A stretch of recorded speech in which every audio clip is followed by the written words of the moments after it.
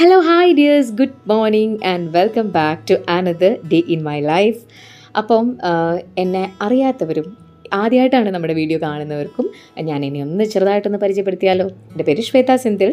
ഞാൻ ഒരു ടീച്ചറാണ്. ഞാൻ രാവിലെ 3:30 ഒരു റുട്ടീനാണ് ഫോളോ ചെയ്യുന്നത്. ബിക്കോസ് എനിക്ക് 5 മണിക്ക് വീട്ടിൽ നിന്ന് പോകണം. കുറച്ച് ദൂരമാണ്. ഞാൻ ട്രാവൽ ചെയ്തിട്ടാണ് എൻ്റെ വർക്ക് പ്ലേസിലേക്ക് പോകുന്നത്. ഓക്കെ, അപ്പം നമ്മുടെ സ്ഥിരം ഫ്രണ്ട്സിനെല്ലാവർക്കും കഥകളൊക്കെ അറിയാം. പക്ഷേ എങ്കിലും നമ്മൾ പുതിയതായിട്ട് കാണുന്നവരൊക്കെ എന്നോട് ചോദിക്കാറുണ്ട്, എന്തിനാണ് ഈ 3:30 എണീക്കുന്നത്, എന്തിനാണ് ഇത്ര രാവിലെ, വൈസ് ഓർലി എന്നൊക്കെ പറഞ്ഞ് മെസ്സേജസ് വരുന്നുണ്ടായതുകൊണ്ട് ഞാൻ കോമൺ ആയിട്ടൊന്ന് പറഞ്ഞു എന്നേ ഉള്ളൂ കേട്ടോ. അപ്പോൾ ഇതേ രാവിലെ ഷടപടി എഴുന്നേറ്റ് നമ്മുടെ പരിപാടികളൊക്കെ തുടങ്ങുകയാണ്. അപ്പോൾ ഇന്നത്തെ നമ്മുടെ മെനു പ്രകാരം, നമ്മുടെ ഫുഡ് പ്ലാനർ പ്രകാരം ഇന്ന് നമുക്ക് അപ്പവും ചിക്കൻ വിന്താലുമാണ് കേട്ടോ. അപ്പോൾ ചിക്കൻ വിന്താലുവിന് വേണ്ടിയിട്ടുള്ള കാര്യങ്ങൾ ഒക്കെ ഞാൻ തലേന്ന് ആക്കി ഫ്രിഡ്ജിൽ വെച്ചിട്ടുണ്ടായിരുന്നു. ഫ്രിഡ്ജിലല്ല, ഫ്രീസറിൽ തന്നെ വെച്ചിട്ടുണ്ടായിരുന്നു. ആൻഡ് ഏറ്റവും എളുപ്പത്തിൽ കുക്ക് ചെയ്യാൻ പറ്റുന്ന ഒരു ചിക്കൻ കറി എന്ന് പറഞ്ഞാൽ, കുക്കർ ചിക്കനൊക്കെ ഞാൻ ട്രൈ ചെയ്തിട്ടുണ്ട്, അതൊക്കെ സക്സസ്ഫുൾ ആണ്. പക്ഷേ എങ്കിലും വളരെ യമ്മിയും വളരെ ഒട്ടുമേ ടൈം കൺസ്യൂമിങ് അല്ലാത്ത ഒരു ചിക്കൻ റെസിപ്പിയാണ് കേട്ടോ ഇത്. അപ്പം ഡെഫിനറ്റ്ലി സമയമില്ലാത്തവർക്ക് ട്രൈ ചെയ്യാൻ പറ്റുന്ന ഒരു കാര്യമാണ്. അല്ലെങ്കിൽ ഞാൻ രാവിലെ ഒന്നും ചിക്കൻ വെക്കാനായിട്ട് നിൽക്കില്ല, കാരണം നമുക്ക് സമയം പോകുന്നൊരു സംഭവമാണല്ലോ. അപ്പം ആദ്യം വേണ്ടതെന്ന് വെച്ചാൽ സവാള കുനുകുനാന്നരിഞ്ഞിട്ട് നമ്മൾ നമ്മുടെ പാനിലേക്ക് ഇട്ടിട്ട് ഇത് ശരിക്കും വാടിയൊന്നും വരണ്ട, ഇങ്ങനെ ജസ്റ്റ് ഒന്ന് സോട്ട് ചെയ്തിട്ട് അതിൻ്റെ അകത്ത് കുറച്ച് ഉപ്പും പിന്നെ കുറച്ച് ജിഞ്ചർ ഗാർലിക് പേസ്റ്റ് മാത്രം മതി. പിന്നെ നമ്മൾ നേരത്തെ തയ്യാറാക്കി വെച്ചിരിക്കുന്ന നമ്മുടെ കൂട്ടാണ് ഈ ചേർത്ത് കൊടുക്കുന്നത് കേട്ടോ. അപ്പം ആ കൂട്ട് എന്താണെന്ന് വെച്ച് കഴിഞ്ഞാൽ, ഒരു മിക്സിയിലേക്ക് നമ്മളൊരു സവാള ഇടുക, അതേപോലെ ചെറിയുള്ളി ഉണ്ടെങ്കിൽ ചെറിയുള്ളി ഇടാം. ഞാൻ സവാളയാണ് എടുത്തിരിക്കുന്നത് കേട്ടോ. ഒരു സവാള എടുത്തു, ഒരു തക്കാളി എടുത്തു, കുറച്ച് ഒരു ചെറിയ പീസ് ഓഫ് ജിഞ്ചർ, ഇഞ്ചി, അതേപോലെ ഒരു 4 അല്ലി വെളുത്തുള്ളി, പിന്നെ ചെറിയ ജീരകം, പിന്നെ വലിയ ജീരകം, പിന്നെ എന്തായിരുന്നു, കടുക്, പിന്നെ വിനീഗറില്ലേ, നമ്മുടെ വിനീഗർ ഒരു സ്പൂൺ വേണം. പിന്നെ എന്തായിരുന്നു, ഞാൻ ആലോചിക്കുക കേട്ടോ, മറന്നുപോയി.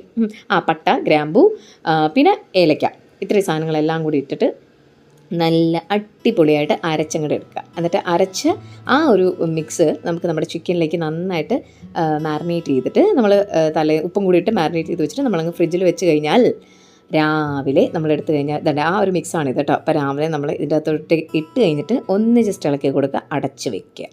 പിന്നെ നമ്മളൊന്നും അറിയേണ്ട ഗൈസ്, നമ്മൾ ബാക്കി പണികളൊക്കെ കഴിയുമ്പോഴത്തേക്കും നമ്മുടെ ചിക്കൻ വിന്താലു തയ്യാർ. ഇനി ഇതിൻ്റെ ടേസ്റ്റ് കൂട്ടാൻ വേണ്ടിയിട്ട് ഞാൻ ചെയ്യുന്ന ഒരൊറ്റ സാധനം, അതായത് ശരിക്കും വിന്താലു റെസിപ്പിയിൽ ഇല്ലാണ്ട് ഒരു സാധനം ഞാൻ ചെയ്യുന്നതെന്ന് വെച്ചാൽ, നമ്മുടെ ചിക്കൻ സ്റ്റോക്കില്ലേ, ചിക്കൻ ക്യൂബ്സ് ഇല്ലേ, സ്റ്റോക്കിൻ്റെ ആ ഒരു ക്യൂബ് ഇടും കേട്ടോ. അത് പല ബ്രാൻഡിൻ്റെ ഉണ്ട്. അപ്പം മാഗീൻ്റെ പിന്നെ നോറിൻ്റെ ഒക്കെ ഉണ്ട് കേട്ടോ. അപ്പം ഞാൻ ഏതെങ്കിലും നമുക്ക് കടയിൽ കിട്ടുന്ന ഏതാണെന്ന് വെച്ചാൽ അത് യൂസ് ചെയ്യാറുണ്ട്. അപ്പോൾ അതിൻ്റെ ഒരു സ്റ്റോക്കിൻ്റെ ആ ഒരു ടേസ്റ്റും കൂടെ വരുമ്പോഴത്തേക്കും ഭയങ്കരമായിട്ട് എന്താ പറയുക, ആ ഒരു ചിക്കൻ വിന്താലിനെ എൻഹാൻസ് ചെയ്യും ആ ടേസ്റ്റ്. അപ്പം അത് ഉണ്ടെങ്കിൽ അതും കൂടി ഇട്ടോളൂ. അല്ലെങ്കിൽ തന്നെ ചിക്കൻ്റെ ആ വെള്ളത്തിൽ തന്നെയാണല്ലോ ഇത് വേവുന്നത്, അപ്പോൾ അതുകൊണ്ട് തന്നെ ആ ഒരു ടേസ്റ്റ് കിട്ടും. പക്ഷെ കുറച്ചുകൂടെ ഒരു സ്വാദിഷ്ടമാക്കാൻ വേണ്ടിയിട്ട് അതും കൂടെ ആഡ് ചെയ്താൽ അടിപൊളി ടേസ്റ്റ് ആയിരിക്കും കേട്ടോ. അപ്പോൾ ഏട്ടനാണെങ്കിലും ചിക്കനൊന്നും വലിയ ഇഷ്ടമില്ലാത്ത ആളാണ്. പക്ഷേ ഇങ്ങനെ ചിക്കൻ വെച്ച് കഴിഞ്ഞാൽ ഇതിവിടെ ചിലവാകും. അപ്പോൾ അതുകൊണ്ട് ഞാൻ അങ്ങനെയാണ് വെക്കുന്നത്. And thanks to Athira teacher, എൻ്റെ ഫ്രണ്ട് ആതിര ടീച്ചറാണ് ഇത് പറഞ്ഞു തന്നത് കേട്ടോ. അതിനുശേഷം ഇങ്ങനെയാണ് വെക്കുന്നത്. ഓക്കെ, അപ്പം ഇതേണ്ട് ഇവിടെ നമ്മൾ അതിൻ്റെ ഇപ്പുറത്തേക്ക് കാണുന്നത്, നല്ല പച്ച കളറിൽ കാണുന്നത് കോവയ്ക്കാണ് കേട്ടോ. അപ്പം ഞാൻ പറഞ്ഞതുപോലെ തന്നെ ഫ്രീസറിലാണ് എല്ലാം ഫ്രീസ് ചെയ്തിട്ടാണ് എൻ്റെ വെജിറ്റബിൾസ് ഞാൻ അരിഞ്ഞത് സൂക്ഷിക്കുന്നത്. ഇപ്പം അതെനിക്ക് ഭയങ്കര ഗുണം ചെയ്തിട്ടുണ്ട്. കാരണം ഒരു പച്ചക്കറിയും കേടായി പോകില്ല, നല്ല അടിപൊളിയായിട്ട് ഇരിക്കുന്നുണ്ട് കേട്ടോ. അപ്പോൾ ചോറും ആക്കി കഴിഞ്ഞ് കഴിഞ്ഞാൽ നമ്മുടെ ഇന്നത്തെ പരിപാടികൾ ഏകദേശം കഴിഞ്ഞിട്ടുണ്ട്. പിന്നെ അപ്പമാണ് രാവിലെ. അപ്പോൾ അപ്പത്തിൻ്റെ മാവ് അവിടെ കലക്കി റെഡിയാക്കി വെച്ചിട്ടുണ്ട്. അപ്പം കൂടെ ഉണ്ടാക്കി കഴിഞ്ഞാൽ നമ്മുടെ പരിപാടി ഇവിടെ സെറ്റ്. ഓക്കെ, അപ്പോൾ രസം, ഇന്നലത്തെ രസം ഉണ്ടായിരുന്നു. അപ്പോൾ അതുകൊണ്ട് രസം വേറെ ഉണ്ടാക്കിയിട്ട് വന്നിട്ടില്ല, അത് തന്നെ ഫ്രിഡ്ജിൽ വെച്ചിട്ടുണ്ടായിരുന്നു. അപ്പം അങ്ങനെയാണ് കാര്യങ്ങളൊക്കെ. പിന്നെ എന്തൊക്കെയുണ്ട് വിശേഷം? ചിലയിടത്ത് മഴയുണ്ട്, ചിലയിടത്ത് നല്ല തണുപ്പുണ്ട്. ഇപ്പോൾ രാവിലെ എണീക്കുമ്പോഴുള്ള തണുപ്പ് എനിക്ക് ഭയങ്കര ഇഷ്ടമാണ് കേട്ടോ. പക്ഷേ ഇന്ന് എനിക്ക് നല്ല തണുപ്പുണ്ടായിരുന്നു, ഒരു ചെറിയ മടിയൊക്കെ ഉണ്ടായിരുന്നു. ഒന്ന് കിടന്ന് ഉറങ്ങിയാൽ കൊള്ളാമായിരുന്നു എന്നൊക്കെ തോന്നി. ഒരു 10 മിനിറ്റ് വീണ്ടും സ്നൂസ് ചെയ്തിട്ടൊക്കെ കിടന്നു. പക്ഷേ പിന്നെയും കിടന്നു കഴിഞ്ഞാൽ പണി പാളുമല്ലോ, അപ്പോൾ അതുകൊണ്ട് എണീറ്റ് കേട്ടോ. അപ്പോൾ അപ്പം ഞാനിങ്ങനെ ദൊപ്പമായിട്ടാണ് ഉണ്ടാക്കുന്നത്. കാരണം ആ ഫ്രില്ലൊക്കെ വെച്ച് നമ്മൾ നല്ല ഭംഗിയായിട്ട് അപ്പമൊക്കെ ഉണ്ടാക്കി, അതാണ് എനിക്ക് ഇഷ്ടമെങ്കിലും അങ്ങനെ നമ്മൾ കോളേജിൽ കൊണ്ടുപോകുമ്പോഴത്തേക്കും അവിടെ എത്തുമ്പോഴത്തേക്കും അത് തണുത്ത് ഒരു എന്താ പറയുക, എടുത്തെറിയാൻ പറ്റും, അങ്ങനത്തെ ഒരു അവസ്ഥയിലായിരിക്കും. അതുകൊണ്ട് ഞാൻ ഇങ്ങനെയാണ് കൊണ്ടുപോകാറുള്ളത് കേട്ടോ. അപ്പം അതിൻ്റെ കാര്യങ്ങൾ അവിടെ നിൽക്കുന്നുണ്ട്. പിന്നെ ഏട്ടൻ്റെ സ്പെഷ്യൽ ചായ, ഏട്ടൻ്റെ ചായ രാവിലെ എനിക്ക് ഭയങ്കര ഇഷ്ടമാണ്. പണ്ട് അമ്മയുടെ ചായ ആയിരുന്നു കേട്ടോ, സ്ഥിരം അമ്മയുടെ ചായ. എനിക്ക് വേറെ എവിടെ ഏത് ചായ കുടിച്ചാലും എനിക്ക് പറ്റില്ലായിരുന്നു. അമ്മയുടെ എന്താ പറയുക ശരിക്കും പറഞ്ഞാൽ ഓട്ടച്ചായ എന്നാണ് പറയുന്നത്. കാരണം അത് വേറെ ആരെങ്കിലും വരുമ്പോൾ അമ്മ അങ്ങനെയല്ല കേട്ടോ ഇടുന്നത്. പക്ഷേ നമുക്ക് സ്പെഷ്യലായിട്ട് നമ്മൾ വീട്ടിൽ ഇടുന്നത്, എനിക്കും എൻ്റെ ചേച്ചിക്കും ഒക്കെ ഇഷ്ടം ഇങ്ങനത്തെ അമ്മയുടെ ചായയാണ്. അതായത് വെള്ളം കൂട്ടി കടുപ്പം കൂട്ടി പിന്നെ മധുരം കുറച്ച് അങ്ങനത്തെ ഒരു ഇഞ്ചിയൊക്കെ ഇട്ട് നല്ല അടിപൊളി ചായ. അപ്പോൾ അതേപോലെ എന്താണെങ്കിലും ചേട്ടന് ഒരു അടിപൊളി ചായ ഉണ്ടാക്കാൻ പഠിച്ചിട്ടുണ്ട്. അതുകൊണ്ട് രാവിലെ എനിക്ക് കൂടുതലും ഏട്ടൻ തന്നെയാണ് ചായ ഇട്ട് തരിക. ഞാൻ ഇട്ടാലും എനിക്കിപ്പോൾ ആ ഒരു ടേസ്റ്റ് കിട്ടുന്നില്ല. അപ്പം ഞാൻ ഏട്ടൻ്റെ അടുത്ത് തന്നെ പറയും, ഏട്ടൻ പിന്നെ സ്നേഹനിധിയായ ഭർത്താക്കന്മാർ അങ്ങനെയൊക്കെ ചെയ്ത് തരാമല്ലോ. അപ്പോൾ അതുകൊണ്ട് രാവിലത്തെ ചായ ഏട്ടൻ്റെ വകയാണ്. അപ്പോൾ ഞാൻ ചായ ആ സൈഡിൽ അത് നടക്കുന്നുണ്ട്. ബാക്കി കറികളൊക്കെ ഇന്ന് എനിക്ക് ഒരുപാട് പണിയില്ല. കാരണം ഇപ്പോൾ തന്നെ ചിക്കൻ ആണെങ്കിൽ തന്നെ നമ്മളിങ്ങനെ വഴറ്റി ഇരിക്കേണ്ട കാര്യമില്ല. ഈ ചിക്കൻ എന്തായാലും ഭയങ്കര ഈസി റെസിപ്പി ആയതുകൊണ്ട് അത് അവിടെ കിടന്നോളും. കോവയ്ക്കയും പിന്നെ അരിഞ്ഞ് വെച്ചിട്ടുണ്ട്, നമ്മളൊന്നും ചെയ്യേണ്ടല്ലോ, ജസ്റ്റ് ഒന്ന് വാടി വന്നാൽ മാത്രം മതി. അപ്പോൾ ഇടയ്ക്ക് തുറന്ന് ഈ ചിക്കൻ ഒന്ന് ഇളക്കി കൊടുക്കുക. പിന്നെ എനിക്ക് കുറച്ചൊരു ഇതിൻ്റെ കൂടെ തന്നെ കശ്മീരി ഇതില്ലേ ചില്ലിയും കൂടി നമ്മൾ അരയ്ക്കണം കേട്ടോ. അപ്പം അരച്ചിട്ടുണ്ടായിരുന്നു, എങ്കിലും കുറച്ചുകൂടെ ഒരു മുളക് പൊടി കിട്ടട്ടെ, അല്ലെങ്കിൽ അതിൻ്റെ ഒരു ഫ്ലേവറും കൂടി കിട്ടട്ടെ എന്ന് വെച്ചിട്ട് ഞാൻ കളറും കൂടി വരുമല്ലോ, അതുകൊണ്ട് കശ്മീരി പൊടിയും കൂടി മുളക് പൊടിയും കൂടി ഇട്ടിട്ടുണ്ടായിരുന്നേ. അപ്പം അടിപൊളി ചിക്കൻ കറിയാണ്. ഡെഫിനറ്റ്ലി ട്രൈ ചെയ്ത് നോക്കേണ്ട ഒരു ഈസി ചിക്കൻ റെസിപ്പിയാണ് കേട്ടോ. അപ്പോൾ ദേ രാവിലെ ഈ ചായ കുടിക്കുമ്പോഴത്തേക്കുള്ളൊരു സുഖം എന്ന് പറയുന്നത് അത്ര നല്ല പരിപാടി അല്ലെന്ന് എനിക്കറിയാം. പക്ഷേ എങ്കിലും എനിക്കത് ഭയങ്കര ഒരു ആശ്വാസമാണ്. അതാണ് എൻ്റെ ആ ഡേ കംപ്ലീറ്റ് ഓടിക്കുന്നൊരു സംഭവം. അപ്പോൾ അതുകൊണ്ട് നമ്മൾ എന്തിനാ അത് വേണ്ടെന്ന് വെക്കുന്നത്. പിന്നെ ഏട്ടൻ എന്നെ രാവിലെ സപ്പോർട്ട് ചെയ്യുന്നത് കണ്ടിട്ട് ഒരുപാട് പേര് മെസ്സേജ് ചെയ്യുന്നുണ്ട്. നല്ല സ്നേഹനീതിയായ ഭർത്താവാണല്ലോ, കാര്യങ്ങളൊക്കെ ചെയ്തു തരുന്നുണ്ടല്ലോ. പലരും കൂടെയുള്ളവർ ഹെൽപ്പ് ചെയ്യുന്നില്ല എന്നൊക്കെ പറയാറുണ്ട്. അത് വായിക്കുമ്പോൾ എനിക്ക് ശരിക്കും പറഞ്ഞ സങ്കടമുണ്ട്. പക്ഷേ ചിലർ എന്താ പറയുക, നമുക്ക് എന്താ ഇപ്പം ചെയ്യാൻ പറ്റുക. ഞാനിപ്പം ഏട്ടനാണെങ്കിലും പറഞ്ഞല്ലോ, ഏട്ടൻ തന്നെ അറിഞ്ഞിട്ടാണ് എനിക്ക് ചെയ്തു തരുന്നത്. ഞാൻ ഒരിക്കലും ഏട്ടനോട് ചേട്ടാ രാവിലെ എണീറ്റിൻ്റെ അടുത്ത് ഇങ്ങനെയൊക്കെ ചെയ്തു തരണം എന്നുള്ളതൊന്നും പറഞ്ഞിട്ടില്ല. തുടക്കത്തിലൊന്നും അങ്ങനെ ആയിരുന്നില്ല. ലൈക്ക് കുറേ ഇയേഴ്സ് കഴിഞ്ഞപ്പോഴത്തേക്കും നമ്മൾ ഫാമിലിക്ക് വേണ്ടിയിട്ട് ഞാൻ സ്ട്രഗിൾ ചെയ്യുന്നത് കാണുമ്പോഴത്തേക്കും ഡെഫിനറ്റ്ലി നമ്മുടെ പാർട്ട്ണറും കൂടെ അതേപോലെ നമ്മുടെ അടുത്ത് ചെയ്യുമ്പോഴാണല്ലോ നമുക്ക് ആ ഒരു ഇക്വാലിറ്റി ഫീൽ ചെയ്യുന്നത്. അല്ലെങ്കിൽ നമ്മുടെ ഈ ഒരു സ്ട്രഗിളിന് ഫൈനലി ഒരു ഔട്ട്പുട്ട് കിട്ടുന്നെങ്കിൽ, അല്ലെങ്കിൽ നമുക്കൊരു സന്തോഷം കിട്ടണമെങ്കിൽ ഫൈനലി നമ്മുടെ ഒരു സ്ട്രഗിൾ ബാക്കിയുള്ളവരും കൂടെ മനസ്സിലാക്കണം.